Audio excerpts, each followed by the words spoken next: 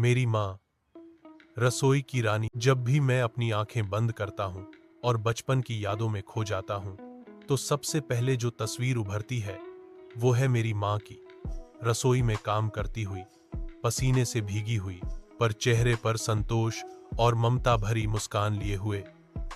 माँ सिर्फ खाना नहीं बनाती थी, वो हर दिन हमारे लिए प्यार, परवाह और संस्कार परोसती थी। हमारा परिवार बहुत साधारण था। पापा एक छोटी सी नौकरी करते थे और माँ गृहिणी थी। घर में ज्यादा साधन नहीं थे, पर माँ ने कभी हमें किसी चीज की कमी महसूस नहीं होने दी। सुबह 5 बजे उठकर माँ सबसे पहले रसोई में चली जाती। पहले सबके लिए चाय, फिर पापा का टिफिन, फिर हम बच्चों के लिए नाश्ता और फिर दोपहर का खाना। माँ की दिनचर्या कभी नहीं बदली, चाहे मौसम कैसा भी हो। माँ की रसोई एक जादुई जगह थी। वहां से हर दिन कुछ नया और स्वादिष्ट बनकर निकलता। कभी आलू के पराठे, कभी चने की दाल, तो कभी बेसन की कढ़ी। सबसे खास होती थी माँ की बनाई हुई खीर, दूध, चावल, इलायची और ढेर सारा प्यार। माँ का खाना सिर्फ स्वाद में नहीं, भावना में भी सबसे खास होता था। पर उस समय हम बच्चे ये सब समझ नहीं पाते थे। हमें लगता था कि खाना तो बनाना ही है, इसमें क्या बड़ी बात है। पर आज जब मैं खुद एक व्यस्त जीवन जी रहा हूँ और दिन भर बाहर का खाना खाकर घर की यादें ताजा करता हूँ, तब समझ आता है कि माँ का खाना सिर्फ खाना नहीं था, वो एक भावना थी जो सिर्फ माँ ही दे सकती थी। माँ सिर्फ रसोई की रानी नहीं थी, वो हमारी जिंदगी की महारानी थी।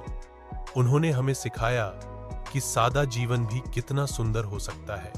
माँ कभी खुद के लिए कुछ नहीं मांगती थी।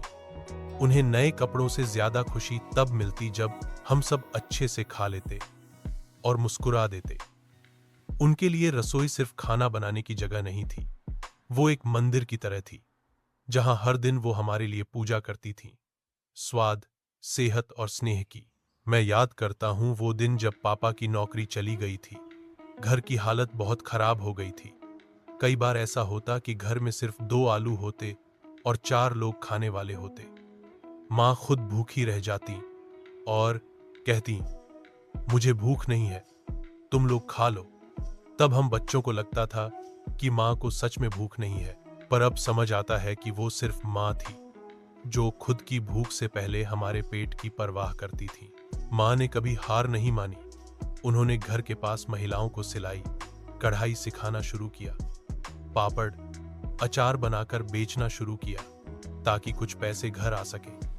और फिर भी हर शाम वो रसोई में वही मुस्कान लेकर खड़ी होती, जैसे कुछ हुआ ही ना हो। उनके हाथों की खुशबू, उस खाने का स्वाद आज भी मेरी आत्मा में बसा है। फिर वो दिन आया जब मैं नौकरी के सिलसिले में शहर से दूर चला गया।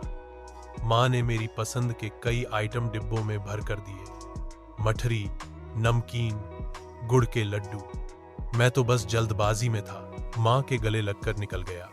पर पीछे मुड़कर देखा तो माँ की आंखें नम थीं, जैसे रसोई की रानी का एक हिस्सा उससे दूर जा रहा हो। शहर की जिंदगी तेज थी और अकेली भी। बाहर का खाना कुछ दिनों तक अच्छा लगा, फिर वही स्वादहीनता, वही मशीन जैसा भोजन। जब भी थक कर आता, माँ के हाथ की रोटी की याद आती। मैंने कई बार कोशिश की माँ जैसा खाना बनाने की, पर ना वो स्वाद आया, ना वो सुकून। तब समझ आया, माँ सिर्फ रेसिपी नहीं बनाती थी, वो उसमें अपनापन मिलाती थी, और वो अपनापन किसी किताब से नहीं सीखा जा सकता।